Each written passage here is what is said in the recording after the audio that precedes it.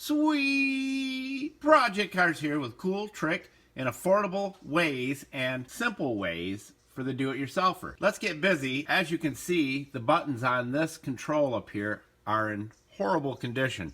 You see this one right here? The green is showing through. The buttons are worn through. I'm going to give you the tricks of the trade on installing new emblems over the top of these so that they last and stay there for a very, very long time. They will actually outlast these, what we have found, at least 5 times longer than these right here, these factory jobs. So let's get cracking. And all of the tools are in the show more of the video description. Take it away, Julio. Buscar en el show más de la descripción de video para todas las herramientas. All right, first thing we're going to do with this right here is clean them. And you know what we're going to use, right, Carrie? We are going to use our 99% Q-tip and a lint-free rag. And we're going to do that button and that button because they're the only two wore out right now. Secret to making these stick and stay is, again, cleaning them with your 99. This gets every bit of grease and grime and all that stuff off of there. And as you know, paint, stickers, glue, all that, you just need to make sure the surface is really, really clean. And it shows right there if you can see how dirty those were. And as you can see, it's really drying up quick. And we'll do it one more time. And we'll use our lint-free cloth. Here's a little secret we have, and that is taking your heat gun and warming up the area just a little bit. Don't get it too close because these are hot. Warm the buttons up. And I'm not wearing my Venom gloves because I want to feel how hot I'm actually getting these, but you want to get it so they're more pliable. And as you know, adhesive always works better in warmer weather. Now I like to use tweezers or a forceps, and of course you can clean your fingers. If you're going to use your fingers, you can clean it with your 99% so there's no grease or grime on your fingertips. And what I like to do is I like to start right at the top corner, and place it in there.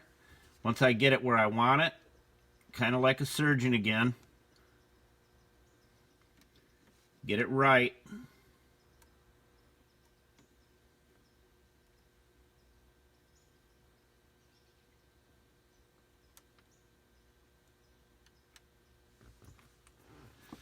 Now I can feel that's nice and warm, and that's exactly what you want. And then you want to start at the top, press it down, come around this edge downward, that way you don't get any bubbles in it, and just feather it in. Don't press real hard yet.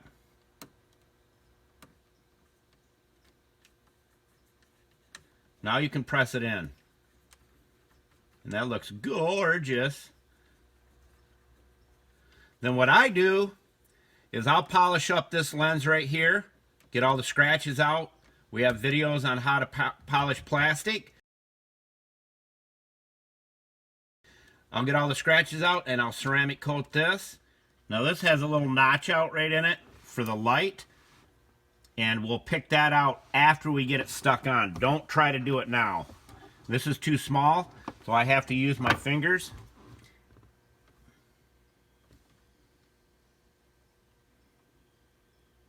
And my fingers are grease free.